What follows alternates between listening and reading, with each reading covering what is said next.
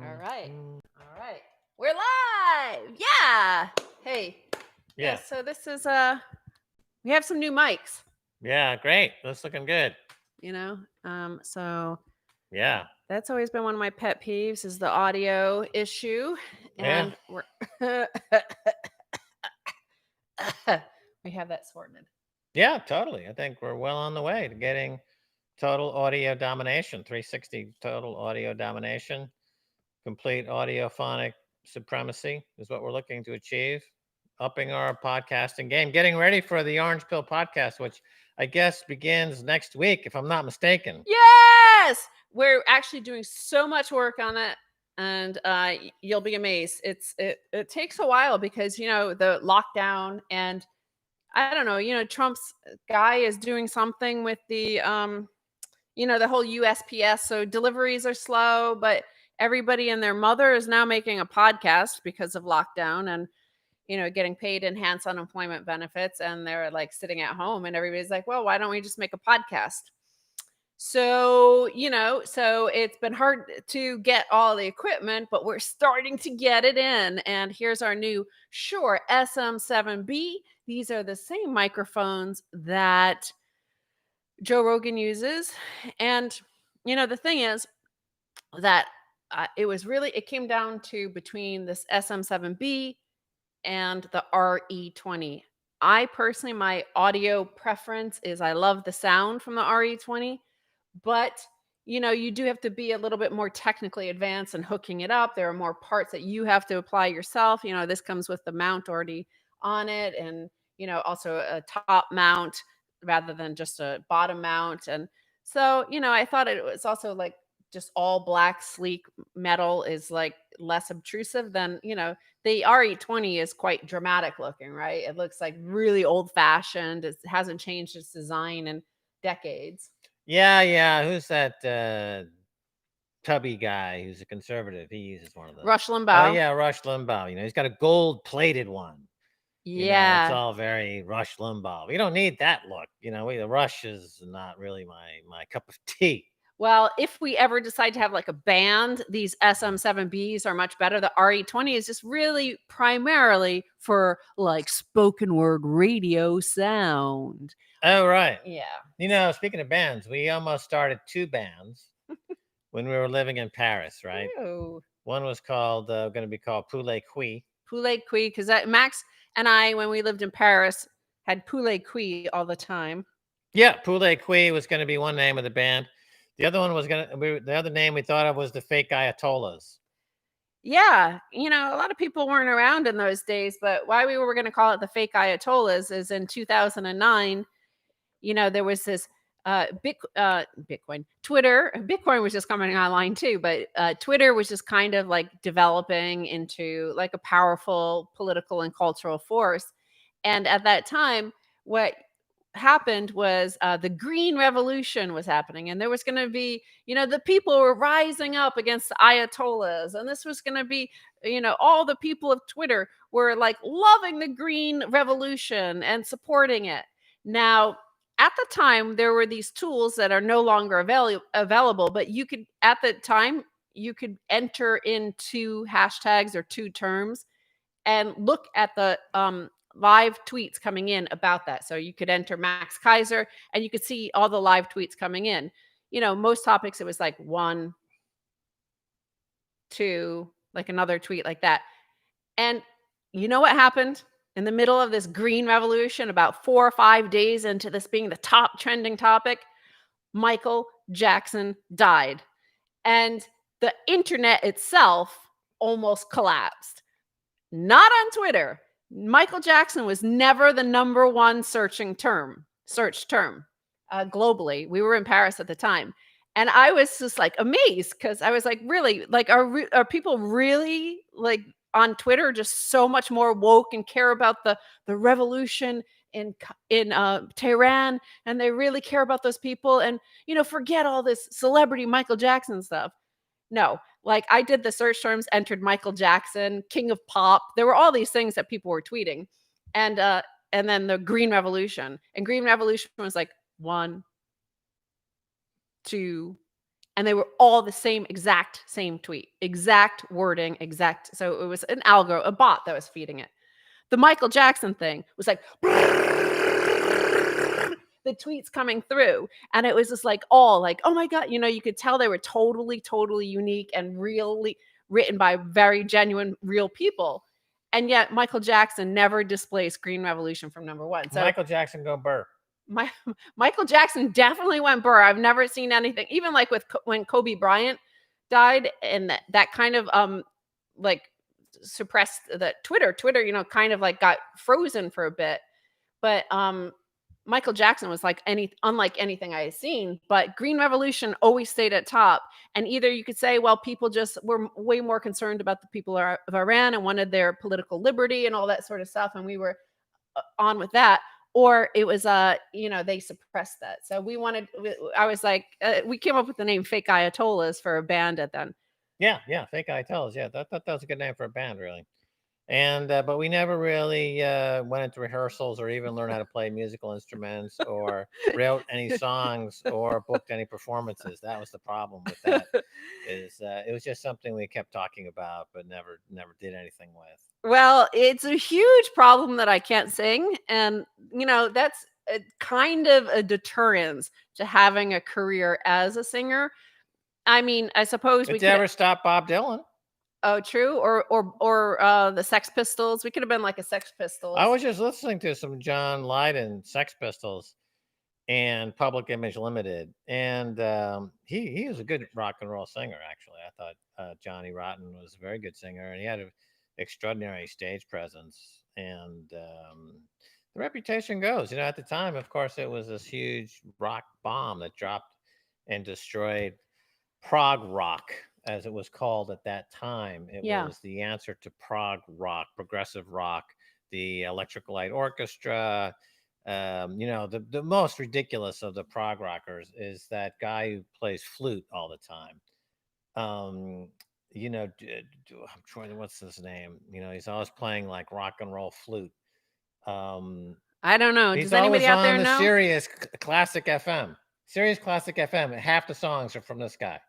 Oh, Jethro Tull. Jethro Tull, right? So he's a prog rocker who I never understood the appeal of this guy. He just, okay, a couple of songs here and there, but why would you have 50% of Sirius FM classic vinyl dedicated to Jethro Tull? You should have more Sex Pistols, in my opinion. I guess it's not classic rock or vinyl rock, although I don't know. I think that's debatable whether or not you would include the Sex Pistols into the era of vinyl rock, because it does definitely precedes digital. So I think the programmers over there at Sirius FM are messed up. Sirius FM. Well, I mean, Johnny Rotten, John Lydon may have been a better musician, but certainly, Sid Vicious was just like a guy that Malcolm McLaren spotted walking in Kings Road, and thought he looked cool and wanted that look. So, but if you're a bad singer, you've really got to have amazing stage presence and own that bad voice really hard. Like, Yeah, Sid but Vicious again, did. musicianship is now not needed to be a rock star either. That's what, but like, Sid Vicious was a rock star. And when he did, when he covered. Yeah, that's what I'm saying. We could be rock stars. We don't need to know anything about music. So the fake Ayatollahs could be huge, or Poulet Kui. Well, we're going to talk on Orange Pill further about that with some musicians, actually. We're going to ask this musician who knows actually how to compose music and what a chord is and how to carry a tune. Like, we're going to ask him. Yes, yeah, I played trumpet in high school, and we never had to worry about chords because in trumpet players, we just play lines. We don't play chords. Well, that's interesting to know. Yeah. I did find that quote I read to you recently that Jimi Hendrix said about Bob Dylan, which, as Jimi Hendrix was a master musician and understood these things, I didn't really realize this until I read this from Jimi Hendrix. He's like, yeah, when I first heard Bob Dylan, I was like, who is this cat who's so brave enough to stand up there and unable to carry a tune? Like, he sings so out of tune. And I thought, wow, this guy is pretty cool that he doesn't seem to be embarrassed about it. Oh, yeah, exactly. And Speaking of chords, you know, what's that Beatles tune that's and it starts with one very famous chord that has like 50 notes in it, right? It sounds like the whole beginning of it is like "Dong!" And it's probably the most famous chord in rock and roll. Um, I forget what song that goes with, but it's very recognizable. The second you heard it, you'd be like, "Oh my god, that's a famous Beatles song," but I can't remember the name of the song. How about one of the most famous openings of any songs ever is, Guns N' Roses. They always came up with great openers, like, to their songs. Speaking of great openers to great songs, have you ever watched on YouTube this guy who goes by the name of Beto? Oh, Beato. that crazy guy who, like, sings, like, at his, I'm not sure he's a crazy guy. But he does these incredible videos about music and like he has a countdown for the top Oh, 20 no. instrumental openings of rock songs, the top 20 drum solos in rock songs, the top 20 solos in rock songs. And it's really it's very mesmerizing. I remember we were in Vienna once and I had insomnia and I ended up watching like 10 straight hours of this guy on YouTube, Beto, as he goes by. And Rick Beato, yeah, somebody's saying. yeah. And he also has a really good interview, fascinating, with Peter Frampton. Oh my god, I loved Peter Frampton when Right. I was a So teenager. so Peter Frampton, he came out and in the late 70s, I remember well, I was in high school. And he did, push the shirtless, long, blonde, wavy hair image.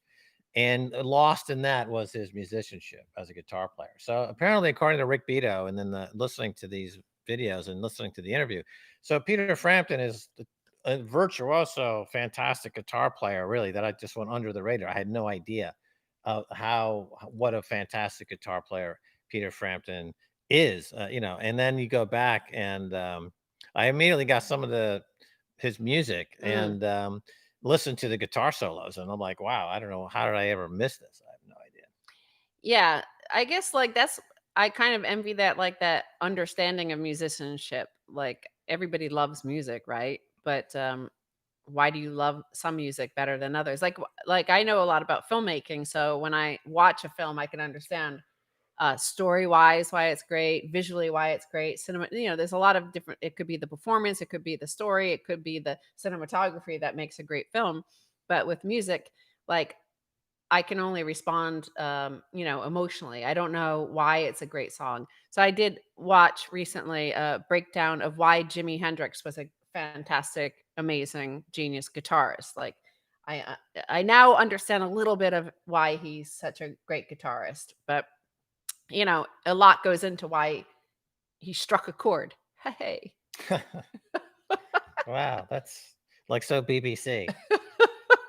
We're here with Stacy on BBC Six, talking about her relationship to music, and we'll be striking more chords right after this break from Channel 4 and an advertisement for ITV TV. Yes, it's just three networks in UK, and they say the exact same thing, except here on the radio, where we talk about the only good thing in this frickin' country, and that's the rock and roll. Back in a moment here on BBC Six. Well, you have to admit they do have the best rock and roll. I don't know what it Yeah, it is. is totally. It's like their hockey. It, Or they're basketball, hockey, right? Hockey to Canada, basketball to America, and it's rock and roll to the Right, they gotta UK. get off those council estates, right? Yeah, So the way to get off the council, like, need drives genius. totally, totally. And the result is there to see, right? And so the rock in in the UK is transcendent. I think also, you know, my sense of the UK, living there for a long time, is that especially outside of London, there is a sort of like they're not embarrassed. Like, a lot of people are restricted, from advancing in life or getting ahead or fulfilling all their potential because of fear of being humiliated or looking stupid or saying something stupid. And there's sort of a fearlessness about that of how they they embrace their Mancunian accent or their Liverpudlian accent or their Northern accent and their way of like. There's a like a Well, yeah, I mean, that's a much broader topic, isn't it? I mean, just the struggle of the artist across all countries, all genres throughout history, and the struggle for self-actualization and self-realization. This is the same struggle everyone faces, whether you're a bricklayer or you're Johnny Rotten or you're Mozart. You're going to be rejected if you're pursuing It's hard to identity. get over a rejection, like to get over not rejection, but the fear of Well, rejection. it's guaranteed. Rejection is guaranteed. Yeah.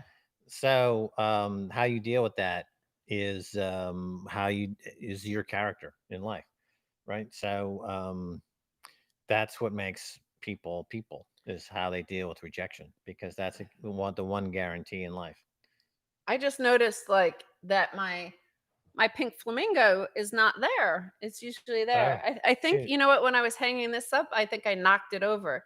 So I lost my pink flamingo. Oh dear! I mean, Oh my what is God! Stacy without her pink flamingo? And now I have fear of Right, but rejection. Manchester though. So in Manchester, the economic depravity of Manchester, and it goes back to the Thatcher years of the Big Bang when she embraced the city of London and cut off the coal mining industries in the north, and the north were shunned and shuttered, and the poverty levels became more dire. And this was the beginning of pockets of brilliant musicianship, certainly in Manchester, Sheffield, two hot spots, and Liverpool. Liverpool. But the bands like Stone Roses, they still carry on that tradition. They're somewhat recently active in the music scene and still highly regarded. The Happy Mondays, I think, is a Manchester band, if I'm not mistaken. But that goes Yes, of back course. to Bez is our friend, and we Bez walked is our around. friend. We walked around Manchester with Bez, the It's just a mayor. way a long-winded story to talk about Bez. That was the whole point of the story. But well, that's part of my observations about there is like no matter what, like Bez could be Bez and Happy Mondays could be Happy Mondays, and they don't care if they have teeth or can sing or not. Yeah. They have their community and they have Manchester. So, Manchester in the whole global scheme is a tiny city, but they've got home. They're part of this Well, tribe that and used to community. be the whole story of rock and roll. It used to be dominated by ugly-looking people until MTV started in the early 1980s. Yeah. So, bands like Steppenwolf or things like that. I mean, back in the 60s, the motivation there was to have sex, and if you were not attractive and you were not good looking, you would start a rock and roll band to have sex. That was your motivation, pretty much. But now what do we have? Instead, we have incels. Like the people that Right. used to become rock stars now become Right. incels. Incels, 30 years ago, those were burgeoning billionaire rock stars. But now, because MTV has changed the perception of what it is to be attractive, you have a bunch of incels now, and that's a tragedy, I think. Yeah, and then you have those who's that guy with like America's Got Talent and all that stuff, like the boy band people, the manufactured music, and Oh yeah. they're like the McKinseys of the rock and roll world. It's And industrial strength nonsense. ah, it Pop. it just really it does not touch me in any way. Like there will never be a video in 20, 30, 40, 50 years. Like if you go and look at online on YouTube, first watch this, but then when you're done watching this, go over to YouTube elsewhere and search for like, why is Jimi Hendrix a great guitarist? They'll never be like, why was Justin Bieber so amazing? Or like Joe Cocker, there's a Sheffield native, who certainly, you wouldn't pick him, you wouldn't do a modeling gig for GQ, right? Or Janis Joplin. I mean, here's a Mm. woman who was mocked in high school as being quote unquote ugly and unattractive. And as BB King said at some point later on, that she was one of the best blues singers of her 50 years. Yeah. There's a documentary series from Ken Burns called country western, Mhm. right? Is it or country? Yeah. And it's really good.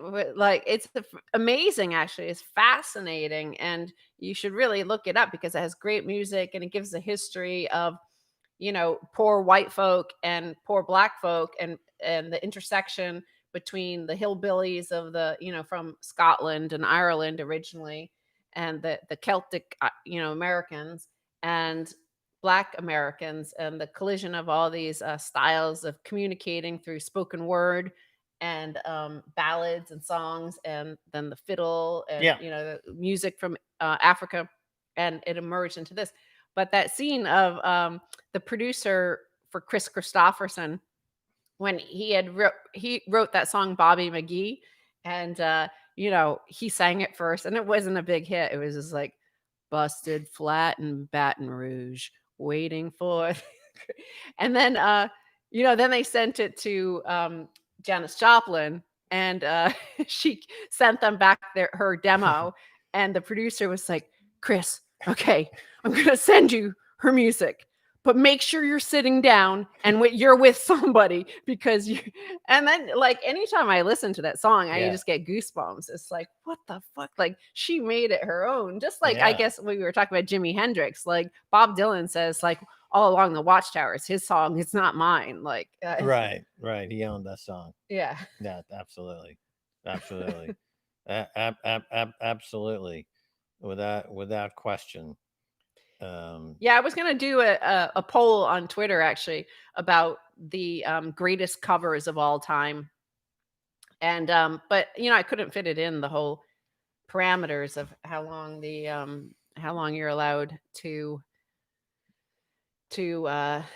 how much words you could fit into in the choices, yeah. the way to get around that is you put the choices in the question, and then then on the poll you just put Ah, 1, 2, 3, 4, or A, B, C, D, whatever. I suppose if you look online, like of course the top is always Jimi Hendrix, and all along For the guitar players? no, all along the Watchtower, Oh, that right. cover. Oh, for the cover, yeah. Yeah, Janis Joplin's Bobby McGee wasn't even in, like, the top 20, I don't know why, like, her version of it defines the song, not the original. Right. Hurt, Johnny Cash. Johnny Cash, Yeah, uh that's her. That's he and Rick Rubin. I knew Rick Rubin when I was going to New York University, and I was a disc jockey on WNYU, New York's best new music, 89.1, New York's best kept secret. Coming up with a little Beastie Boys right after this break. And so Rick Rubin was living in the dorms in the Weinstein dormitory, and they still have a famous. He scrawled on the wall, "Rick was here," and it's still there. And whoever gets that dorm room, they like preserve this piece of history. And they made LL Cool J's breakout record in the dorm room, basically. But he used to hang out at WNYU, which was at the right off Washington Square South, that building there, the LaGuardia place.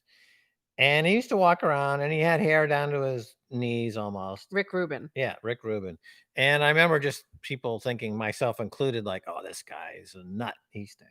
Never gonna mount to anything." It's like within a year he had bought several buildings down the street. And anyway, he of course came and produced all that Johnny Cash, his last opus magnus, and what a remarkable job that was. What an Yeah, he incredible. brought him back, like, he gave him a whole 3rd or 4th life because Johnny Mhm. Cash had a few rises and falls, like, Right. he Apparently, he found him. Johnny Cash was playing in some flea bag, uh, town with a bunch of other washed up country acts, and you could see Johnny Cash 6 times a day for $1 or something. yeah, they actually cover that in that, country, Yeah, the uh Ken Burns. the Ken Burns documentary Yeah, series. And at the time, the Cash family, they were a little bit worried of like, and the people who were advisors to Johnny Cash were like, I don't know, this is like a rap guy, and rap music is family unfriendly, and do you really want to do this? right. But I mean, I think that's always the sign of greatness in any sort of artistic endeavor is, it is all copying So it's who can take whatever the ingredients are, the paint, the film, the star, the music, the chords, and remaster it into something that is a masterpiece. So Rick Rubin proved himself that he could do any genre. It was more than just the beats or the chords. Right. That's like that country record that came out by Ray Charles. Yes, You yes. know, he was that was considered uh, career suicide, but it became one of his biggest, maybe even his biggest record. Yeah, because they said, like, he was the first Black artist to have so much power, and the record company said, like, they gave him authority to do whatever he wanted. His first album, it was like the first Black produced album, like, here were the record company, Columbia Records, I think it was, and you could make whatever you want, and he chose country western, Country, and they country. were like, "What the" Whoa, we weren't expecting that, Ray. Yeah, Ray, but what are you he doing, Ray? he did. I'm going to this top Yeah. 10. So he made that country. I think it's called Ray Charles Sings Country. I think it's the title of that record. Even that's a huge hit. And I was also interesting to find out that the banjo in country music comes from Africa originally. It's from in African music they have a like a stringed gourd instrument, I guess, that's similar to that banjo, and that kind of made its way to the Americas through the slave trade, essentially. You know, the culture and the traditions came to the U.S. And then the violin is more of that Irish, British, Scottish sea chanties of the Northern European and European side of things, and then they all came together in the U.S. and they blended it into this genre, country music as it's done in America. I love it. Well, you should definitely go watch that documentary series because I, f- Ken Burns. you learn so much, and it really. All those Ken Burns are super duper. I liked the baseball one; it was incredible. I didn't see the baseball one, but It's um, really remarkable because it does, like the speech in Field of Dreams that's given about baseball. That baseball is the history of America, and it runs through the entire history of America. So to know America, you really have to know the history of baseball, which is true. So James Earl Jones does a speech right there with Kevin Costner when Kevin Costner has to decide whether or not to foreclose on his property, including the Field of Dreams, or whether to have faith that they will come, build it, and they will come, Ray. And James Earl Jones gives this speech about the history of baseball in America, and it's very riveting. It's emotional, So I think it's more of a man thing. yeah, I think so. I mean, I fell asleep. I think through Yeah, Field there's of two Dreams. movies that are very manly movies. Like Field of Dreams touches men in a way that it doesn't touch women, and also The Right Stuff about the test pilots that became the first astronauts, based on the Tom Wolfe novel of the same name, is also for men. It can be very emotional. When Chuck Yeager breaks the sound barrier, it's a very emotional moment for men. You can tear up at something like that. But I think women look at it like, wow, so what? What's going on? I know certainly in this male female thing is like the I'm going to return to my list of the greatest covers of all time Yeah. because that there is a film that I've never known a man to like. Certainly not Johnny Darkly, Donnie Darko. Donnie Darko. And that song, like the theme song, is listed as the number 11 of all time cover from Michael Andrews featuring Gary Jules' Mad World. And I just love that song and it makes me cry. And Right, that film makes no sense to me. It totally makes doesn't sense to me. touch me, and it's like, "This is the stupidest film, I can't believe it." But it's a chick film, chicks love it, I have no idea why, but, that's not the first time I'm mystified in this way. And then another song I'm going to point out before I tell you the number one song. Number 16 was Cake, I Will Survive. I love that. That was that whole, grunge era of when I was at UCLA. And Really? have you I heard it? I'm sure I've heard it, but I don't know it. How does it go? Well, it's Gloria Gaynor's song. Oh, Gloria Gaynor, I Yeah, Will Survive. yeah, What? Oh, Cake did a cover? yeah, and it's really good. It's a Oh, really good cover. really? I'll I, have to I listen to that. I don't like it when people just sing the song exactly as the original artist did. Yeah, yeah, Like yeah. they really add their own spin. And then so Yeah. I'll tell you the number one, and I agree with this. Give me a hint. Maybe I can guess it. We used to listen to it all the time in the south of France. Lean on me. What? La, Now da, da, that is on da. the Is that list. a cover? Yeah. Yeah. By Bill Withers, Um, maybe? All right. Let me guess. Is it Serge Gainsbourg singing nope. It's an Je t'aime? American young guy who drowned in the Mississippi River. Je t'aimais, je t'aime, et je t'aimerai. A young guy who Mark Twain's illegitimate stepnephew. Jeff Buckley, Hallelujah. Oh, Jesus. That's so beautiful, isn't it? It Oh, is yeah. I beautiful. have to agree And the with that. thing is, of course, what sets it out is that Bob Dylan performed this. Originally released by Leonard Cohen in 1984, Bob Dylan performed this now classic song from Leonard Cohen in 1988. John Cale was first to record a cover of it in 1991. Jeff Buckley is just one of at least 300 known covers of Hallelujah since Cohen debuted it in 1984. What Buckley brought to the table to set his version apart was his unmistakable voice, effortlessly displaying raw vulnerability. Mm, And I think, yeah. you listen to it and then you compare it to the other takes of it, and you can see like this is the defining take of it. Like no other person could do this song. You listen to Leonard Cohen's, and it's Leonard Cohen's voice, and that's an interesting thing, but like nowhere near the Yeah, yeah. emotion. The Leonard Cohen version, not surprisingly, ebbs toward cynicism, Hmm. and where this version is pure, is vulnerability without the cynicism, and it's very disarming. It's really hard not to have a pure, like an emotional response, because you feel like this is a human being that's really deeply emotionally making contact with the universe in a way that's remarkable. Yeah, it touches all like the universality of human emotion and love and Yeah, care for people and separation and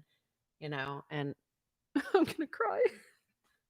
yeah, it's a tearjerker. It is a tearjerker, but it's also uplifting. Hallelujah, it's an Yeah. uplifting phrase, and but yeah, it is. It mixes emotions in a very deep level, and it's just artistically. So as we were saying, all artists struggle, because they are rejected, because the natural impulse of humans is to reject art. That's my premise. That's my premise. Well, because they're protecting their inner selves, their emotions and feelings and pain. Right. And so artists touch that. And you Exactly. want to like say, you know, I mean, a lot of trolling is about that. It's like people in pain that are just like trying to use cynicism to protect themselves.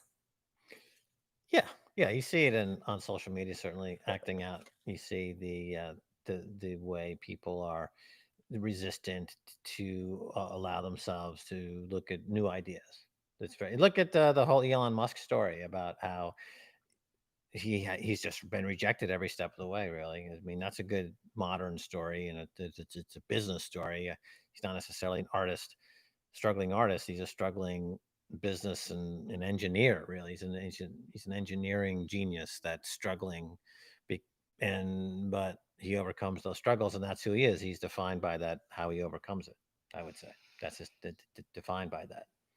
Field of Dreams gets me every time, says Declan Byrne. He's Irish, of course. So, the Irish are kind of weepy people. They like their ballads and their what do they call those, like dirges, like those Yeah. like Hmm. funeral songs and stuff like that. They like that. Half my family is Irish, and the Right. other half is Finnish, who don't cry at ever. No. History is written by the winners, and the losers write the songs. That would make sense, right? Yeah. So the classic English Ireland struggle. Yes, yes, we all know I about heard that. that James Joyce, the reason he was such a brilliant writer is because he hated the English so much that he wanted to outwrite them in their own language, and that it's all driven by hate. Wow. Yeah, well, Samuel Beckett. Yeah, they I love that whole tension between the two cultures. It's really tension often remarkable. creates interesting art. It does. It creates a lot of interesting things. I mean, the Irish personality and the Irish English tension is very fascinating. The English Scottish tension is quite fascinating. And especially if you're living in the UK, it's very present, right? People kind of think of the UK in a monolithic whole, but it's not. There's bitter rivalries, It's still very tribal, like, very tribal. it's, like, from 2,000 years ago, so I find it fascinating. We don't obviously, America's, like, a huge immigrant nation that genocided the original inhabitants, but we don't really have that, like, on such a small scale. Maybe, you have the South and the North, and there's a little bit of tension still because of the Civil War, but nothing like, the modern day, like, just between Birmingham and Manchester, like, city's so close by US standards, and Yeah, you're just like, "What the fuck? What's your yeah. The problem?" U.S. is huge, and there is the north-south divide for sure. But in the UK, it's a lot smaller and it's a lot more ancient and it's a lot more tribal Yeah. and it's very different cultures and different accents and different, um, very different between these. And so anyway, it acts out all the time. And if as an outsider, it's fun to observe. To see somebody from Manchester get it on with somebody in London, and suddenly it's like you dirty northerner comes into the conversation Yeah. and that you're a cockney, and it's like it's like wow, this is fascinating. Actually, the funniest one for me on that regard was when we went to see a Sheffield Wednesday game, and they were doing a friendly with another team from Sheffield, but the other team was like from 5 miles south uh, Right. of where Sheffield Wednesday plays. So the opposing team were shouting, singing a song that Max thought it was like about mustard or something. But our friend John, who is a Sheffield Wednesday supporter, was like, no, they're singing that we're dirty northerners, that we're dirty stinking northerners Right. because they were like 5 miles Five north. miles away. Right. And on that, follow up on this Sheffield football scene. I remember I don't know why, but I mentioned the town of Leeds. And this guy, our friend John, was like, "We hate Leeds." Yeah. It's like out Yeah. of nowhere, like, "We hate Leeds." I'm like, "What do you what? Don't mention Leeds. We hate Leeds." I'm like, "Who's we?" And like, "Where is Leeds? And what's going on here?" It's a football It's like rivalry. It's turns out like, that the Sheffield Wednesday hates Leeds, and that's it. You can't really go beyond that. well, and then like there's a lot of our families are my modern family is still from Scotland as well, but there's like, the real rivalry, one of the biggest is and vicious is between the Celtics and the Rangers in Oh yeah, I Glasgow. think that's one of the most famous. Yeah, yeah. So I think maybe it's not as bad anymore, but certainly like in the 70s and stuff when They're the very violent at times, yeah, right? So because of the troubles. the troubles Yeah. spilled over into it. But we don't have that whole sort of thing in the United States. We don't have those sort of team rivalries and that Yeah, sort who of was telling me a lot about that is George Galloway yeah, yeah, because yeah. he's really into that Football, well, he's from Glasgow, between those so two teams. it's the most famous rivalry. I think they used to have like almost the army military sort of occupation during these games Yeah, because they got so vicious. very very vicious. Yeah, and but like we say, we go to Belfast every once in a while, and it's a fascinating city because it's still very very partisan, and there's a lot of sectarian uh, pressure and breaks out into violence pretty easily, and it's still going on. So it's that and Beirut. Mm. I'd say Beirut, which we've been to a couple of times, and Belfast are similar in that the politics is right on the surface, and you could be in one block and go out of your way one block, and you're suddenly in like Crips versus Bloods. It's like a totally different area, and you can be very quickly become dangerous. Yeah, but Beirut has 3 or 4 parties instead of just 2, and there's also the UN occupying forces or, like, peacekeeping missions. And um, yeah, there is, and of course, the CIA is everywhere in Beirut. So there's like all these layers of complexity, but it also does add, like, it does create a unique cauldron of culture that, you know, is mysterious to Yeah, it. it's very mysterious. It's also romantic, I think, Yeah. because it's like a Cold War spy thriller. And these Yes. are all romantic situations. It's like love in the shadows of a Cold War. It's a romantic setup, isn't it? Like Humphrey Bogart in Casablanca or something. It's very romantic. Though, I mean, obviously, let's talk some economics, because Beirut is having hyperinflation, which, you always feel bad for anybody that has to go through it, because I don't think hyperinflation is a good situation for anybody, even your enemies. Like, it's just, it's widespread hunger, chaos, destruction. And Is it? How bad has it gotten? I haven't followed it lately. oh, it's just, like, insane, and burning down banks and burning down the central bank and chaos. Like, nobody likes to live in that situation. And food prices obviously rocketing. Your banks are, like, preventing you from withdrawing money. And I mean, it was kind of inevitable. Every single system seems to inevitably get to there. Like, it might take 50 years of a government or 500 years, but eventually it gets to lethargy and corruption. And, there was, I mean, the way that by law they have to divide up power, and thus, like, potential for corruption in Beirut between, the Christians get this bit, the Shia get this bit, and the Sunnis get that bit. Then you have, like, guaranteed control over, say, the telecom system.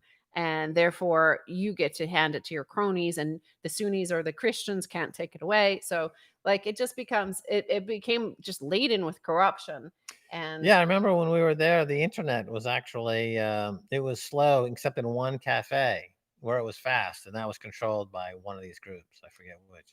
Well, it was just off Hamra, so which is the Sunni area. And, like, you have to know those things. Yeah, But the internet, however, I think, like, I recall, like, it was, like, controlled by Hezbollah, but they must have done some deal to have fast internet at Cafe Prague, it was called. right, right. That was the only place that had good internet. Like, everything, like, how there's a lot of conspiracy theorists in America, but, like, in Beirut, everything is like a rumor. Like, everything is like, well, like, it's just a weird sort of existence. It's not like elaborate conspiracy theories made up on a forum board and dots connecting, like, between groups of people. It's just Right. like, well, that's in Hamra, so, Hariri controls that. Like, there's always like a look like, well, yeah, the CIA were there last week and there was a shootout, Mm, and it's just mm. like always like a knowing nod. It's like that phrase, the map is not the territory. You know that phrase? I do, but what do you mean by Well, you that? can look at a map and it looks like this is just 2 blocks away, and but you don't understand the territory there is that, well, this is controlled by this person and this is controlled by another person. So you really can't go by the map. You have to go by knowing the territory. You have to know the whisper circuit and what's happening. Oh, don't go here, don't go there. But again, that's very romantic because anytime you lean in and whisper something, you're face to face, and we're on, who knows when we'll all die. Let's make love. It's all very romantic, I think. I like when they were telling our friends in Beirut when we were there, were telling us, like, um it was a friend of Safe's, and he was saying, like, yeah, oh yeah, there's some shootout sometime. Basically, all the Sunni power is controlled by the Hariri family and their militias, because there's no real police force because of all the divide between the civil war, post civil war sort of thing. And then there's Hezbollah, and they are a militia and a political group. So, he said, oh yeah, like, there will be shootouts between them, but when there's going to be a shootout, like, Hezbollah will drive through this area and waving their flags, and so Right. everybody knows to go home. It's like, "Okay, time to pay the bill and go home." Yeah, that's a remarkable thing that we discovered. Whether it's Beirut or traveling in Cairo or living in Paris during major demonstrations, is that they tend to be concentrated in these smaller areas. I Mm, mean, that's what it's like being in a revolution or a war zone or near a war zone. And Athens, the same way during the uprisings in yeah. 2008. It was all confined to that main square, St. Thomas Square. St. Thomas Square, St. and Thomas, St. Thomas Square, and not then not St. Thomas. Howdy Doody Square, and then within 2 or 3 blocks, it's like it's more normal. It's completely different, and so. But I think the perception for me anyway was that when you go to these places, it's just a blanket chaos, but it's not. It's like Swiss cheese. Like there is little spots of chaos, and then around that chaos, it's normalcy, and it's still clinging to hopefully not spiraling out of just complete devastation. I guess you could tie this into COVID in the United States right now, where you've got pockets of where it's really degrading and falling apart, and then there's areas that are kind of normal. And now the struggle is to get back to maybe some normalcy and not have that chaotic look, the chaos become pervasive. So I think that's where we're at on that.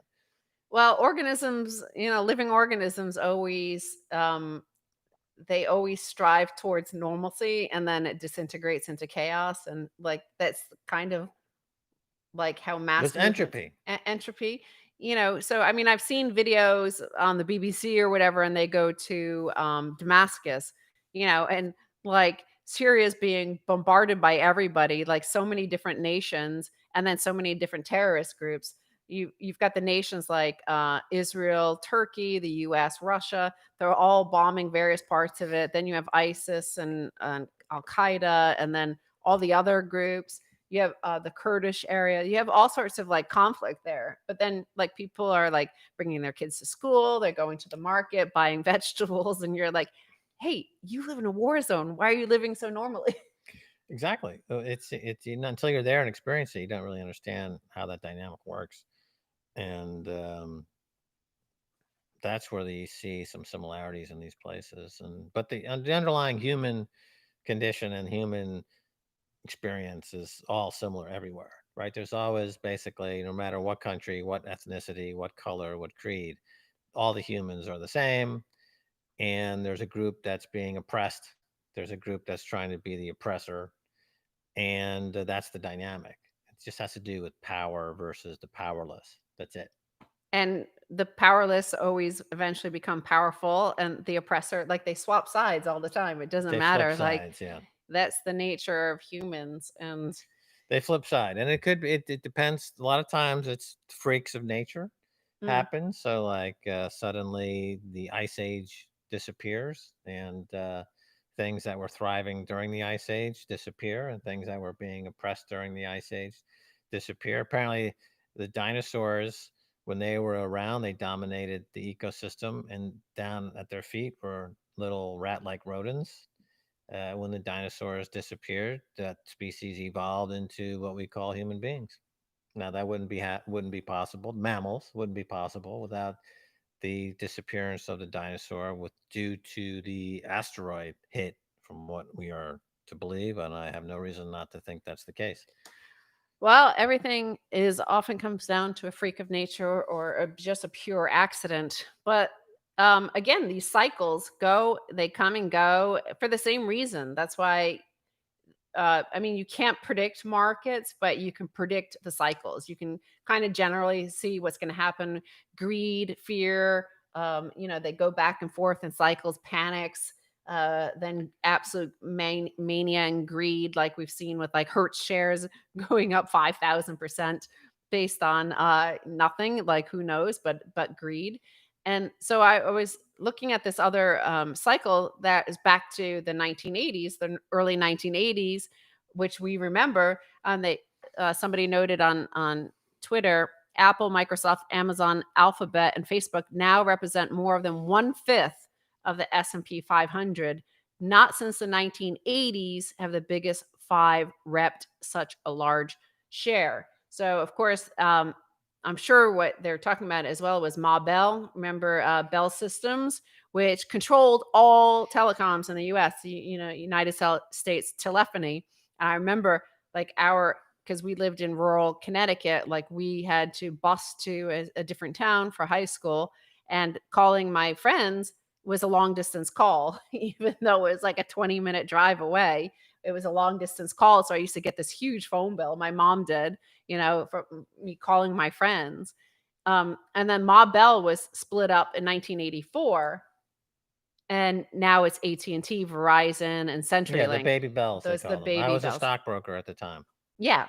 So they broke up, and by the way, they were worth at the time that they were broken up in 1984, they were worth 150 billion, which in 2019 dollars, according to the article, it seems a little bit low to me, but was worth 390 billion. So obviously, like half of the size of these behemoths like Apple, like Amazon, and Mhm.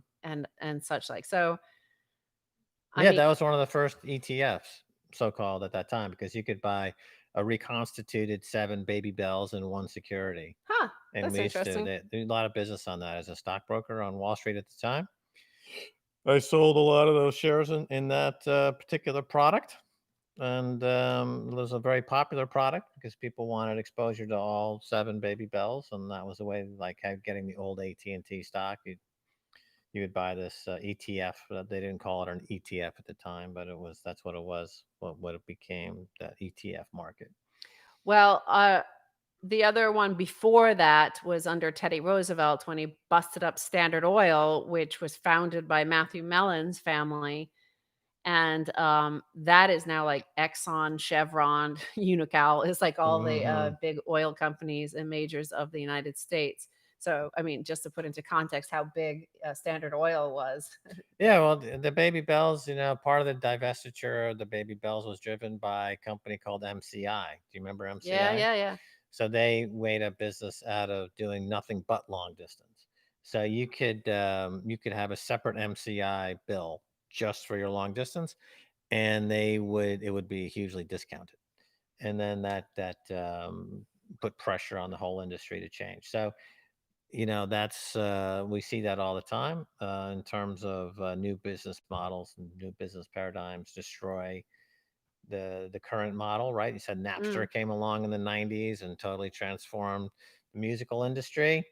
Things like that happening all the time. All it's big churn. But there wasn't so much globalization back in the 80s or in the 1900s when Standard Oil was broken up. So, in terms of like where we are today and whether or not any of these antitrust and monopoly investigations into, we've seen in the past week the Senate hearings with Mark Zuckerberg, Jeff Bezos, and the like being interrogated.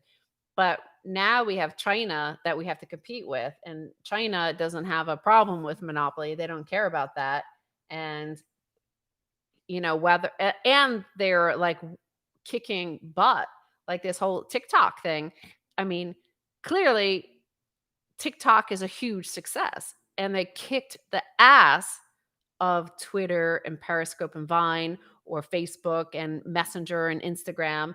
And like whatever they've done, they've created a product that people are addicted to, unlike any of our majors. So it's hard to tell like how much of it is like a national security threat because, I mean, the Trump is saying like, and Josh Hawley were saying like, oh, you know, TikTok has admitted that if the Chinese government asks them for data, they hand it over. It's like, well, if the U.S. government asks Twitter for information, they have to hand it over too. So like, okay, and like, what's China going to do to me if they give them my data if I say something mean about China, right?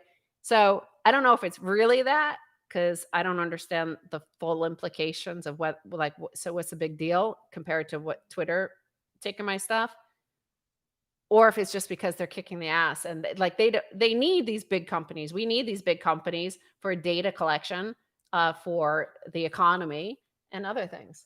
Yeah, no, I agree. Tend to agree that it's just a way to be anti-competitive. They don't want competitors. But when you have like Apple Computer now, based on last week, the market cap is 1.8 trillion. It's getting close to $2 trillion, right? Which is, I think, the British GDP in Britain Yeah. is 2.5 trillion pounds, maybe. So Apple Computer is going to be bigger than the Great Britain in terms of GDP versus market cap, and they really have no accountability. They're not going to answer to any lawmakers really in any meaningful way. I don't think that's ever going to happen. Yeah. I don't think they will break up because we won't be able to on just a national geopolitical reasons because we would like the world online would be dominated by Chinese companies. So it'll be interesting to see. The US has forced they forced the UK off Huawei. They were reluctant at first because, you know, the United Kingdom doesn't have a reserve currency. They can't just print up money and just create infrastructure like we can. We can print up infrastructure, we can print up the money and build infrastructure. We can do whatever we want. We're the empire, right? But the They United have a currency. That's just not the reserve currency. yeah, if they print it up, it's going to cause inflation and there's going to be unrest and it's going to be chaos and their GDP will decline. But, here, so they don't want to pay twice as much to get 5G, but they're having to do it now. They're like, fuck, okay, we'll do it for an inferior product. It's not even as good as Huawei's and twice as expensive. But, whether or not the US, it, it's at an inflection point, the bullying that we have to do it because like it would be one thing if we were like, okay, you can't use 5G from Huawei, but you can use our product. But we don't even have a product. We're like, you can't use that 5G. Right. And Well, another getting back to Elon Musk. So he kind of straddles this debate in a big way because he was tweeting about how China's great. the Chinese workers, yeah. Chinese workers are great. He's got a huge loan from the Chinese government. He's building factories in China, and he's now worth $50 billion. Or the Tesla's worth now a couple $100 billion. Almost 400 four billion. hundred billion dollars. He's now in the top echelon of the tech entrepreneurs, right? So, what he says really is going to be more impactful than what Congress says. Congress in the United States is not anywhere near as impactful as Elon Musk is. Well, I mean, if you watch Barack Obama's first documentary, he was executive producer on American Factory. It doesn't give much voiceover. It's not like giving any sort of analysis of the geopolitical situation or US workers versus Chinese workers, but it tells it visually as any good film should do. You just have to look at it and go, "Oh my god." You totally understand why we're having our lunch eaten, like why they're eating our lunch. Like it's just it's so easy to see. You just like you walk away depressed going, "There's no way we can compete." It's just like, Yeah. Now, there was another period that mirrored this period somewhat, and that was in the '80s when it appeared as though Japan was going to become the dominant economy in the world, mm, and that the U.S. was going to have to accept the fact that they were going to be second tier, and that Japan would rule the world. That the Japanese manufacturing technique, the assembly line techniques, the Japanese way. Um, all of this looked like it was heading toward a dead certainty. And then what happened was that when the internet started, Japanese culture didn't take to it really at all. It wasn't because the reason they became dominant was as the very conformist society. But with the internet and the explosion of mass creativity at a sudden boom, suddenly America like just leaped forward again based on that American creative juice. And then we skyrocketed to the top again. Now, similarly, here we have Asia, we have China. It looks like they are once again coming in. It's going to be, well, America is going to be the second tier to this giant Asian Chinese economy. And we haven't yet figured out what the play is going to be. I mean, it looks pretty chaotic at the moment. yeah, but also what's the population of Japan? Like 110 million versus 1.4 billion in China and a huge landmass in China. So, I mean, I remember reading this when we were talking about Apple and whether or not Apple could even return manufacturing here, and they were explaining like the process of assembly in China that it can't be duplicated anywhere else because of the fact that they have so many people and can build structures like they could, as you've all seen, like they've built a huge city like the size of Manhattan with skyscrapers and stuff, like in a few months, and they just Right. build it all, and, and they're okay, move in here. So like that sort of thing we just don't see anywhere else at the moment. No No. other country, like we have a lot of laws, and okay, that's good, for individual property rights. That okay, you could hold up the building or the construction of a highway or a railway or anything like that. This is the problem with the UK with the HS2 high speed rail. Is like there's too many rights around it. They just like bulldoze everything and just build it and erect it. But also the workers are like really on, like, not lethargic at all. They're, like, really driven. Like, Hmm. you could see the driven nature of the worker in China versus the kind of lethargic. There's more of a lethargy here. It could be cultural because we're like, "Oh, that's a manual labor is, like" everybody wants to be an influencer or celebrity now, right? Yeah, yeah, absolutely. So this is we're at an inflection point for sure. Um, and it's really kind of difficult. I think you're right in that it's the difference with the Japanese and the U.S. comparison in the 1980s is that with the Chinese, um, you have over 1 billion people, and you have really the ability to instantaneously build these massive factories.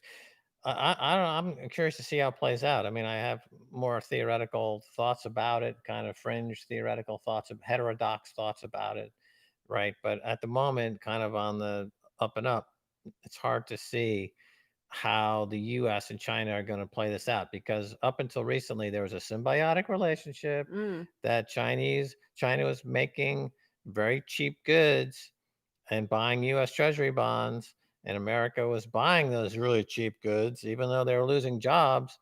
But the wages in America went down, but the cost of those goods went down even more. So even though you're making half as much as you were because your job is now in China, that flat screen TV is 90% cheaper, right? So you don't really perceive that loss of quality of life.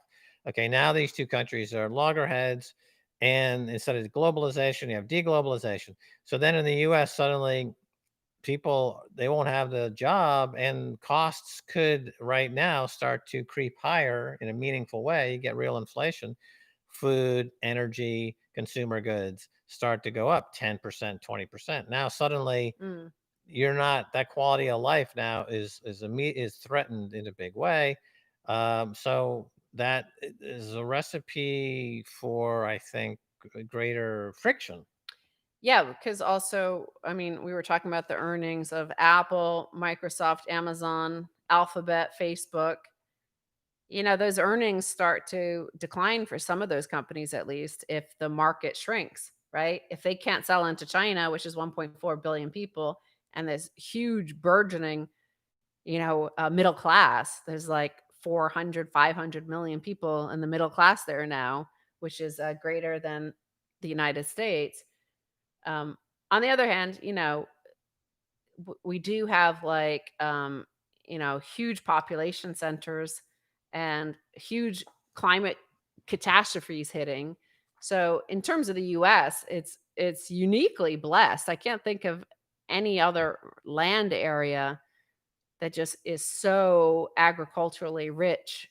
And at the end of the day, I think that's the primary. If you look at Maslow's hierarchy of needs, at the end of the day, it's that the bottom of the pyramid always has to be taken care of. If you can't take care of that bottom of the pyramid, none of the enlightened ideas at the top, arts, culture, self actualization, all that stuff is at the very top.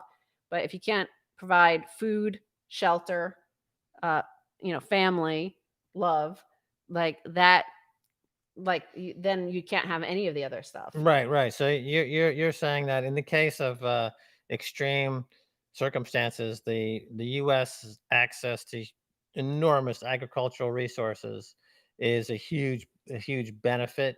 That food should not be a problem.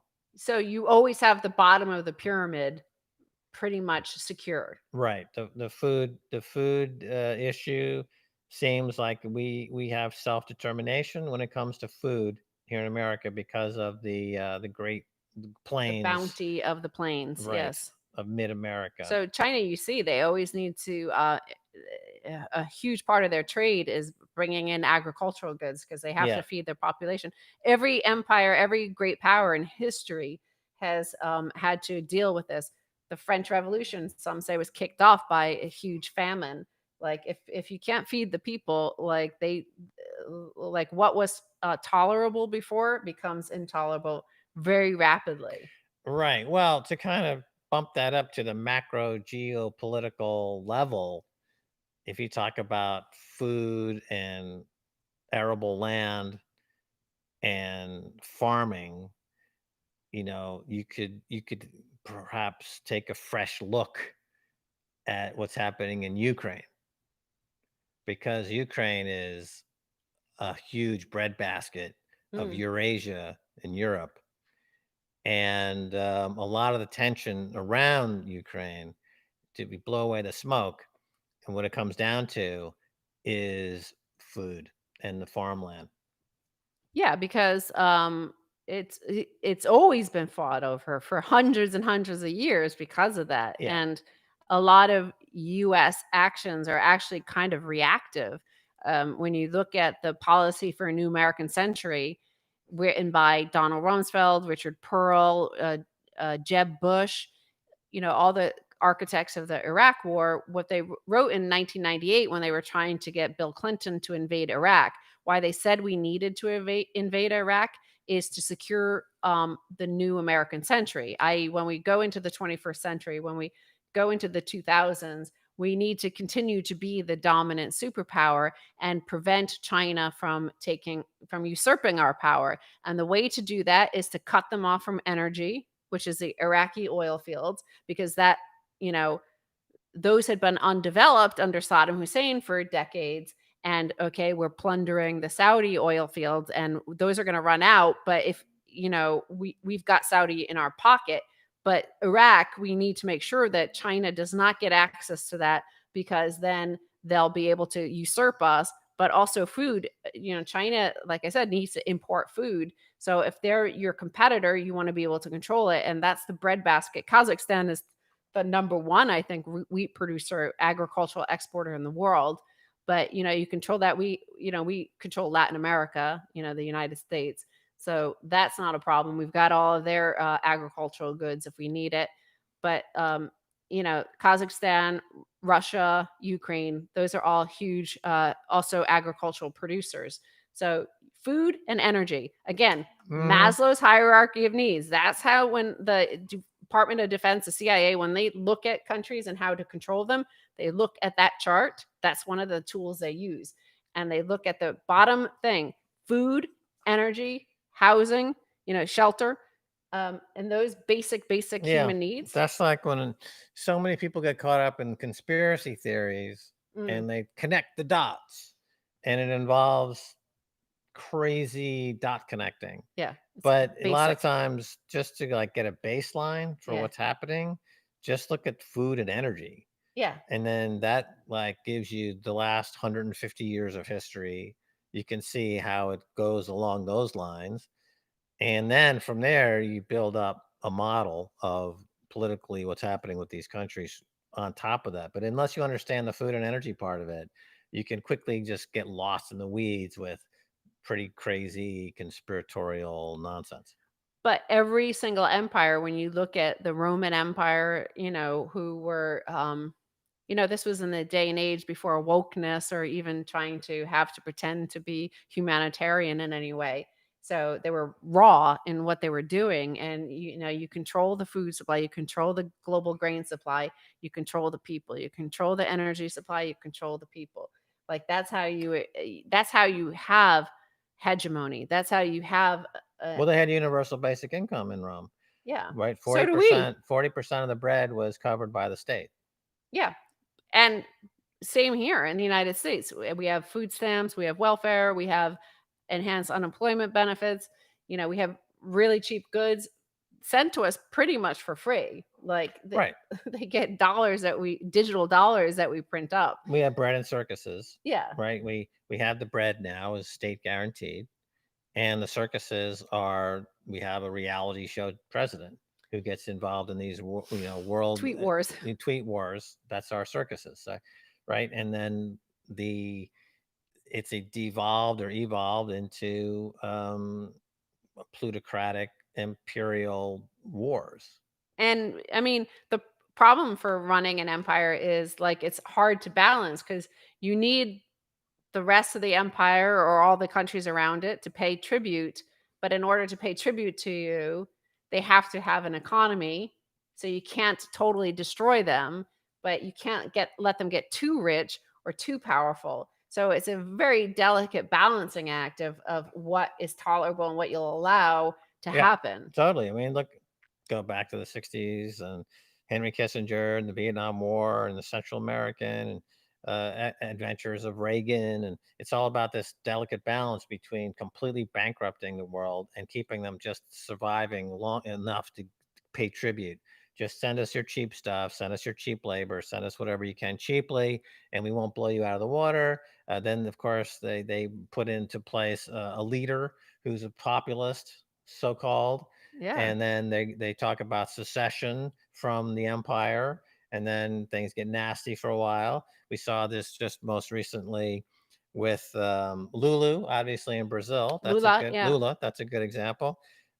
In not Colombia, but Venezuela, you know, Venezuela. but But yeah, that's the thing is like you can't like if your guy is too like we obviously we cause that situation in Argentina, Chile, Uruguay, like our Brazil back in the 50s, like our guys were too bad, like they were too horrible and too mean and to kill too many people, so they get overthrown. And that's always the trouble too. You've got to balance that. Like you want your yeah, guy to be able to rule without being overthrown because you invest a lot of time and energy into making right. You sure. see this in the whole Roman comparison, right? Yeah. They control this massive empire, but they have to make sure that the provinces don't get angry. And same thing with the English Empire. Obviously, with the North, there was always a problem with Scotland, and there was always the tension. They built with Hadrian's Wall or whatever to keep. Or Kenya and India, and Yeah. they So created that Raj system in once India. again, it's always basically the powerful and the powerless. Yeah. That's always the dynamic, and there's no race, there's no creed, there's no ethnicity, there's no difference. Everyone is exactly the same, except you've got this powerful and the powerless. There's always at loggerheads. There's always a tension, and art. To bring it back to art, art is the freeing tether that allows human consciousness to rise above it all, I would say, because there is a need for that, because Mm. human consciousness needs to live above the simple machismo of overly weaponized jerks which dominate our day to day. Well, I mean, I think, in the last few minutes here, I do want to get to the tweet war with Max and Peter Schiff, and What? also Bitcoin, gold, and silver. What's going on there? Because those are all booming. But we have this bizarre, yeah, end of empire sort of days. Is like, the empire has everything, right? Especially white middle class liberals in Seattle, Portland, Washington D.C., New York. Like you've got everything, right? You're at peak empire, peak power, peak free goods, free everything. You're probably making your stream of income from copyright, and the U.S. State Department and military enforce that across the world. So you have it really good. All those Maslow's hierarchy of needs are like well met. There's no fear at all that you won't be able to meet those. And so you're talking to a world like now everybody's online. People from all over the world are in our Telegram groups, on our YouTube groups, and Facebook, and on Twitter. And then like they're telling the world who are still struggling with that bottom hierarchy of needs, and they're like, you know, you see these people yelling so viciously and outrageously that they're being, it's almost your words are violence against them. Uh, Mm, and they're talking to a guy. Like there was a piece I just saw on Twitter this morning from Austin, Texas. I think it was somewhere in Texas, and it was a bunch of white Black Lives Matters people who were shutting down the road. They shut down traffic, and a black guy gets out and he starts yelling at them, saying, "I'm black. I need to get to work. Get out of the road." And they were like, "No, Black Lives Matter." And he's like, "I know, my life matters. I need to feed my kids. Get out of the road." And they Yeah. wouldn't. Yeah. So, I mean, that's like this weird conflict of that pyramid. The pyramid's always everywhere in every empire, whether it's the Aztecs, the Incas, the Mayans, or the Egyptians. And we've got our own pyramid, and that's the Yeah. hierarchy of needs. Well, what you're describing there, to untangle that Yeah. is really hard to Yeah. untangle what's going on there. There's many, it's like a plate of spaghetti. You don't know where one strand begins, one strand ends. The people in the road protesting are it's just to try to deconstruct it and put it into context. It's enormously difficult, and it's I'm not going to try to do it at this time because we're out of time. But I think the point is that as far as people who have real needs, Mhm. which includes of the 7.5 billion people on planet Earth, there's probably 7.4 that have genuine need for food and energy. That they're not doing it as a protest. They're not starving as a performance artists. They're actually starving for real. Yeah, they're starving for real, but they're like, I mean, the thing is, like, when I see that, what if you've ever babysat or had kids, like, you understand, like, kids have a hard time communicating to adults why it is so important that they do this thing, right? Yeah, And yeah, so they throw a tantrum and they get very emotional and start crying over something that's so basic, but it's right. because you don't understand how important it is Well, to there's them. that infantilization Yeah, that goes on now yeah. in the United States. Yeah, so that, like, a kid cries. A kid does that because from the time they're in the crib, they see that as soon as they cry, you come running, whether it's 2 in the morning, 4 in the morning, you come and, like, check on them. Right. So that, like, that's a human thing, is like, if somebody's not paying attention to your issue about gender, then you better, like, start crying and screaming at the skies, and you'll get attention. Right, that's decadence because the For the an adult, the yes. day-to-day for an adult because the energy and food is being thrown at them. They don't have any sense of reality, and so they become infantilized and throw tantrums on the street like Ye that. but like a child, like a three-year-old, only knows the world around it. Yeah. The world really revolves around them. This is the context of the world. So, all of these people who are like, these crazy woke people who are outraged and deplatforming and crying about everything, is like they refuse to see the individuality and context of anyone else's life. Only their life matters, and how they see the world must be imposed on anybody else, including like this conflict with the black guy who they're saying, no, black man, Black Lives Matter. That's why we're blocking the road. And he's like, Yeah. "You are white, honky. I am black." And it's like they're Yeah. like they couldn't see it. Like there, it's just like it was insane. It's insane, right? It has to do with the infantilization of the collective psyche of America more than any race related issue. I would say that. Once you start to unpack this in terms of race, it's the wrong way to deconstruct what's going on here.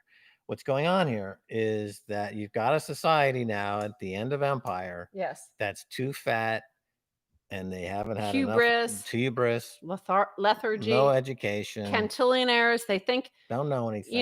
for them, it's so easy. You just print up money and all the world's problems are resolved. And that these are like, those issues down there don't matter.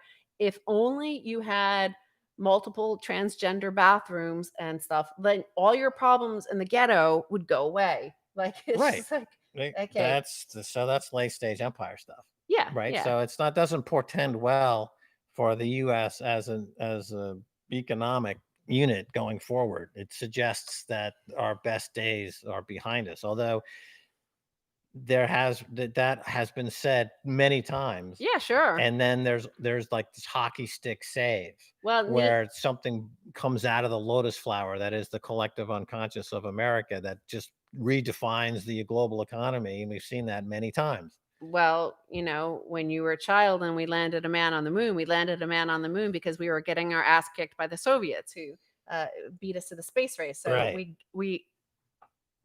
we got together, we organized, The and space we race was yeah. such a moment. So we could be seeing that as well. I But think, speaking of a blast from the past, there is a big controversy online today, what? this morning, when Peter Schiff tweeted. What did he tweet to me?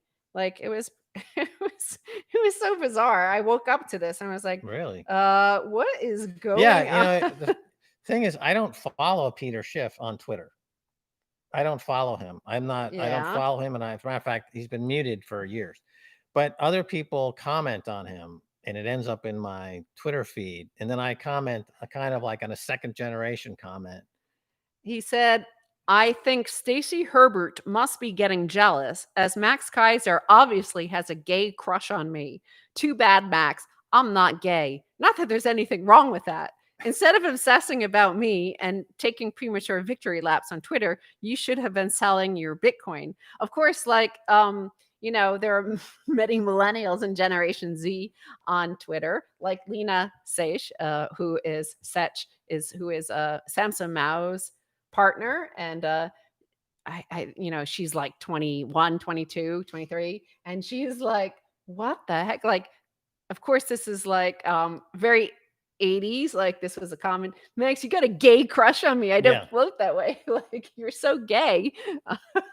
yeah, He had yeah, yeah. actually tweeted this first and then deleted it because he didn't put that the bit, not that there's anything wrong with it. So Oh, he he had to wait, had to get woke in a hurry. but that was like Otherwise, he would have been deplatformed by now. I mean, you would see that on sitcoms all the time, like Friends. It would be like, "Hey, I love you, buddy." Not in a gay way. Not in a gay way. So like Yeah. that collided with this whole Bitcoin and gold thing. Well, he's running out of arguments. That means at the core of this is the Bitcoin argument that's been Yes. going on for years now, since I first told Peter Schiff about it at $1, and I told him again at $10 and $100 and $1,000. And, I'm Peter Schiff and I are about the same age. We have a similar background. We were both stockbrokers. He's still a stockbroker. And I explained it to him as a stockbroker to stockbroker many times, and Bitcoin. And he keeps, bashing Bitcoin.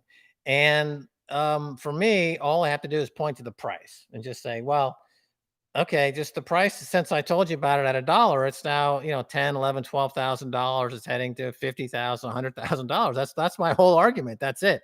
You're a stockbroker. You should understand what I'm saying. But he doesn't want to have that conversation. So as the price keeps on going higher, the points that he's making get more esoteric and off the crazy, right? So as the price of Bitcoin goes to 50,000, I mean, Peter Schiff, I'm just gonna wait. I want to see how he rationalizes that in his mind, and Yeah, how yeah. he, what kind of, what this is going to result in. People who go against Bitcoin tend to go insane. Like Roger Ver, he went against Bitcoin, he became a stark raving lunatic. Craig Wright went against Bitcoin, and he literally is like Jello on a plate. Makes no sense whatsoever. You've got Mike Hearn, one of the developers, crazy man. Andreessen, right? Gavin Gavin Andreessen. Andreessen, he went crazy because he went against Bitcoin. If you go against Bitcoin, you're probably going to go insane. And so Peter is just like, he's rolling down the hill of insanity in public. And a lot of people would say at the tenor of this flame war that's going on is childish and immature. But the fact is that Twitter is a medium that does not lend itself to nuance. It is like finger painting. You have a 20, how many characters? 280 characters per tweet. And as a medium, that is what it is. You can't really put out a War and Peace, novel in a tweet, right? It's very, very limited.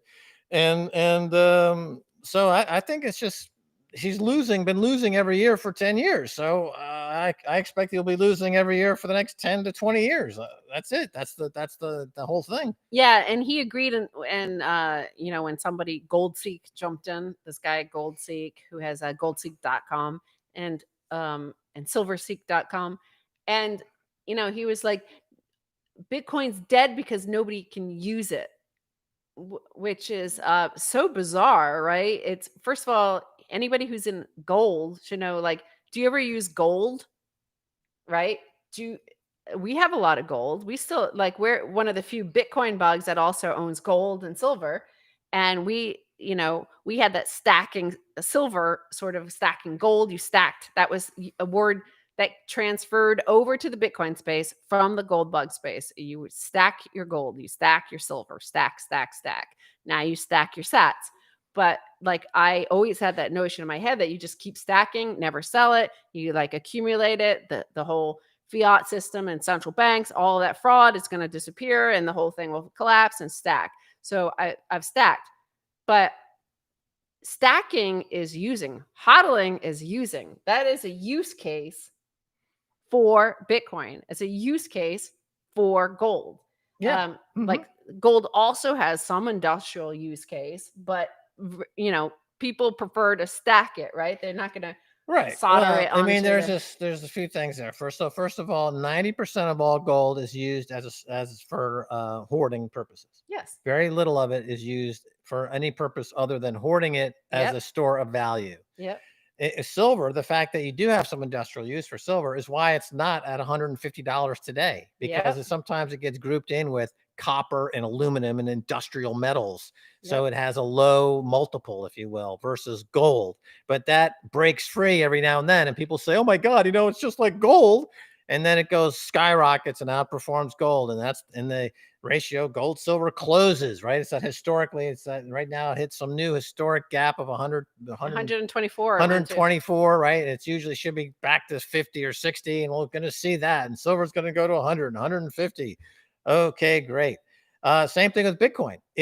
Primarily it's a savings technology. It's a store of value. It works beautifully as a store of value. It can also be used as a medium of exchange. Yes, it can also be used as a medium of exchange. And in some cases, and in Africa right now, it's used as a unit of account. And also in some towns in Central America, it's used as a unit of account. So that argument is from somebody who's not spent more than 30 seconds on it. Same Yeah. thing that most of the gold bugs who are Bitcoin bashers, they have not spent any time looking at this whatsoever. They just make like these puffy, nonsensical sound bites based on absolutely no sense whatsoever, including Peter. Yeah, and I mean, this guy from Goldseek was like, "I've been in it since 2011," and he provided a link to something he wrote about, tweeted in 2011 about Bitcoin. I was like, Roger Ver has been in since 2010, and Right. like, he doesn't get it either. So, it doesn't, this whole sort of hubris of like, I've been around and I'm OG and I know things. It's like, no, you have to prove yourself every day. And I've met people who only just got into Bitcoin like a month ago, and they understand it. Yeah, well, Like, like Breedlove. yeah, he's new to it, He's new and and he's a genius writer about it. yeah.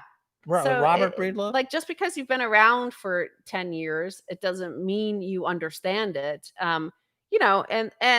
And that's the thing. I mean, gold's been around for 5,000 years, and there are loads of people that don't Well, understand it. this regression theorem that's Yeah. out there. Mises regression theorem that the origin of the value goes back to some utility. Yeah. Now that's against Carl Menga, right? That's bullshit. Carl Menga talked about pure subjectivity in the Austrian School of Economics, and that if you understand that, you understand gold, silver, and Bitcoin. If you're looking for Mises regression theorem, then you're got your head up your ass, and you don't understand gold, silver, or Bitcoin. Well, yes, exactly. All value is derived from human consciousness. So, Right, and the Bitcoin fits everything that any gold bug would want in gold, and then it adds several layers and things on top of it. For example, the transaction is the settlement that doesn't exist in gold. It's more divisible, it's more portable, it's harder than gold in that it's scarcer than gold. and it separates state from money in a way that you never find in any other currency. Okay, gold is not is also separates state from money. However, it is hoarded in a big way right now by the state, and they have that's not as pure. Yeah, well, there's 5,000 years of history, perhaps 5,000 years in the future. Uh, all the Bitcoin will be in the hands of the nation states who have the power to accumulate it and stack it, and also do have a lower time preference than most individuals because a state can last for hundreds of years, where an individual can last for 100 at most.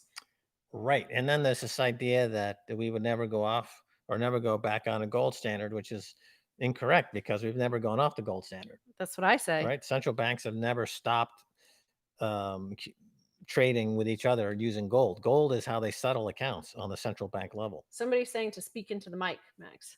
I guess, Really? How's this better? yeah, you can like that. I noticed they didn't care until I started talking about gold. It's Yeah, like see? everything up until now, it's been like Max is mumbling some bullshit. We don't care. Oh, gold? Talk closer to the mic. Well, you talk a little bit softer on the weekend Well, wait, podcast versus really? yeah, yeah. Oh, The oh. lockdown, you're like Lockdown. How's that's that? gonna be blowing their ears out now. Really? Anyway, so yeah, we covered the Peter Schiff thing. We covered what's Bitcoin now because I know it went up to 12,000 and then Yeah. crashed 1,400 points. So unfortunately, I missed that, and I didn't have any limit orders in.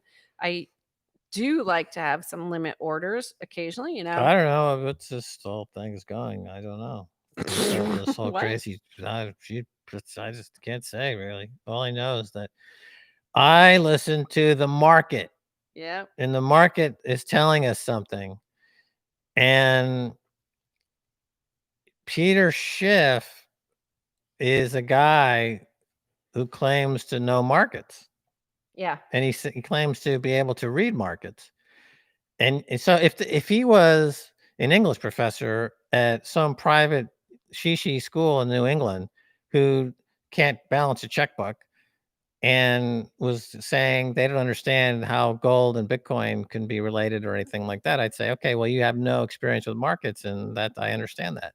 But this is a guy who says he understands markets, and yet for some reason he's completely deaf or blind when it comes to this particular market. So Yeah, and he has like speaking of markets, like he hasn't had an adequate response to Paul Tudor Jones. Like he cannot deny that Paul Tudor Jones is one of the greatest hedge fund managers ever. So like his responses on Twitter to Paul Tudor Jones have been super lame as well. Like he can't say, Paul Tudor Jones also has gold.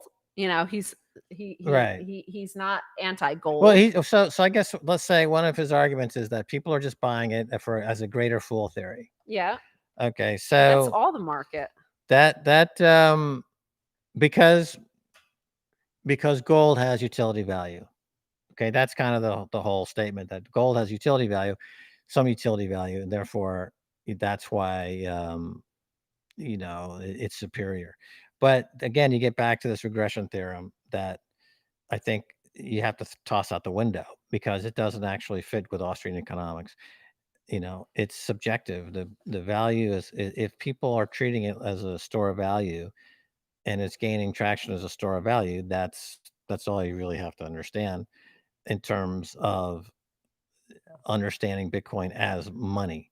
So so once you understand that, then you have to ask yourself, well, if people are speculating on gold, they're doing so because of a greater fool, right? That's why people are speculating in gold. All speculation, stocks, bonds, commodities, any speculation whatsoever is that you are buying something in anticipation of someone else buying it at a higher price. That's why Warren Buffett is worth billions of dollars, because he speculated that a greater fool would buy his Apple stock at $400 a share. That's what Warren Buffett's been doing successfully for 50 years or 45 years. Right. So that again, that's a market idea. Like you buy things that you think are going to be purchased at a higher price. You don't buy Apple going, oh, I'm going to get this because it might go down in the next year. Right. Now, just as an interesting aside, if you look at the only publicly quoted piece of information we have about a Peter Schiff actually managed account money management is that fund Yeah. that's been around for 10 years that I guess was listed at about $10 and it's now trading at around $8. So that has done nothing for 10 years except lose money. There's been no volatility except a slight drift toward negativity. And so Peter Schiff's argument would be like, there's been no volatility and I'm very predictably losing money. And that's why this is superior than your volatile Bitcoin that's gone up thousands, tens of thousands, hundred thousands of percent. I'm not willing to recognize those gains because it's too volatile compared to my fund that has no volatility and gradually loses money every year. That's what I think everyone should own. Well, he also owns a lot of silver in his fund. So silver is a $45 billion market. Bitcoin is a $200 billion market. Gold is a $7 trillion market. So the bigger the market, just think of a puddle versus a pond versus a lake versus an ocean. It's harder and harder. If you jump into a puddle, it splashes everywhere, right? And you might even empty the puddle. Well, let me ask you, how can you go from $1 to $100,000 with no volatility, right? That's a stupid idea. Of course, if you go from 1 to 100, there's going to be volatility. If it just goes every day, the exact percentage amount every single day up to 100,000 from $1, it would still be that it's volatile. It's expanding like the universe. Yes. Like the Big Bang Theory. The Big Bang happened and then the universe was born, right? The Bitcoin is a new asset class. It never existed as such before. It's redefining the global economy as we know it. And it's expanding it rapidly, exponentially, like a messaging app. It's like WhatsApp meets gold fused together in the cauldron of the internet and our global unconscious and the subjective theory of money. And now it's at 11, 12,000 and it's going a lot higher. And for some reason, Peter Schiff, who bills himself as a market professional, who manages a fund that does nothing but lose money, is trying to convince people that they should listen to him instead of the Bitcoin crowd. And all I'm saying is that just look at the freaking numbers. You would never do that. If 2 + 2 = 4, then Peter Schiff is wrong and he shouldn't listen to the guy. And that's it. It's so simple. Anyone who goes against that is ideologically driven.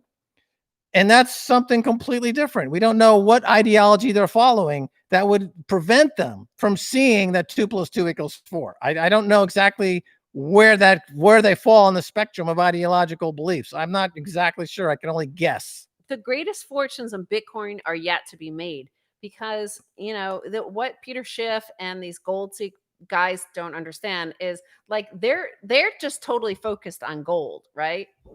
And they don't realize, as Max said, like these are still kind of stiff, so you have to wrestle with it if you want to move it to your space, but they're supposed to loosen up anyway. The quadrillions of derivatives, the entire financial system, all the currencies in the world are built on top of the gold protocol. Gold is a money protocol. Bitcoin is a new money protocol. It's a digital money protocol. And so all the next layers, the second layer, like Lightning and Liquid, but there's the third layer coming. That's going to be the Facebook, the Amazon, the Apple of the Bitcoin world. And the derivatives and all the financial products world. So like you've got not just finance, so like and in fact, you could argue like a lot of companies, corporations, listed companies are kind of a fourth layer on top of the gold protocol. So you're going to have the same sort of thing developing on Bitcoin. And right. Well, it's not part of the gold protocol is a recent phenomenon we've seen in negative interest rates and negative oil prices. All right. That hasn't been seen ever in the history of finance. Yep. It repudiates the idea of there being anything of substance in the foundation of the global economy, which might be gold or not gold. And it's a beginning of an era of economics being driven by ideologues who are following protocols that are more closely associated with insanity.